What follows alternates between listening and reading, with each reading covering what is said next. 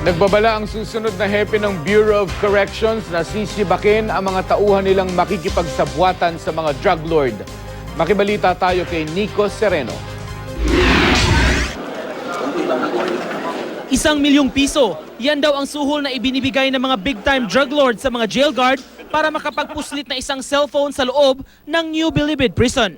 Bata yan sa nakuhang impormasyon ni incoming Bureau of Corrections Director Major General Alexander Balutan. Mahalaga raw ang cellphone sa mga drug lord sa pagpapatakbo ng kanilang illegal na negosyo. Walang kwenta ito kung ikukumpara doon sa mga tinitrade nilang drugs, no? Na o-order sila sa China ng mga 200 kilos, that's worth more or less 200 million. What is 1 million? Pero babala ng susunod na hepe ng Bucor, nakalista na ang mga tauhan nilang nakikipagsabwatan umano sa mga drug lord.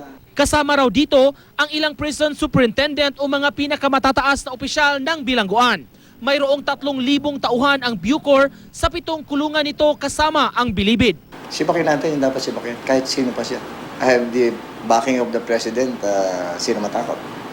Ayon pa kay Balutan, para tuluyang masawata ang pakikipagsabuatan umano ng mga jail guard sa mga drug lord, kailangang paangatin ang kalidad ng mga kulungan at ipatupad ang Bucor Modernization Law na layong dagdagan ang mga pasilidad at iangat ang sahod ng mga jail guard. Plano rin daw nilang ilipat ang mga high-profile inmate sa ibang pasilidad.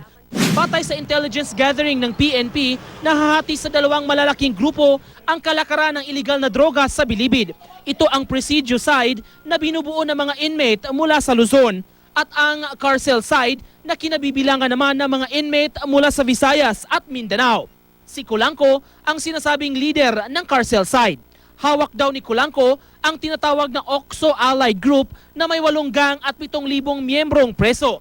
Si JB Nino Sebastian naman ang tumatayo raw na hari ng kabilang sindikato na kung tawagin ay Presidio side. 4 na grupo raw ng mga preso ang hawak ni Sebastian na may mahigit 5,000 miyembro. Bukod sa paglilinis sa Bucor, patuloy rin ang paglilinis sa hanay ng PNP. Sa Region 7, 75 hepe mula sa mahigit 100 istasyon ng pulis ang pinasisibak sa pwesto.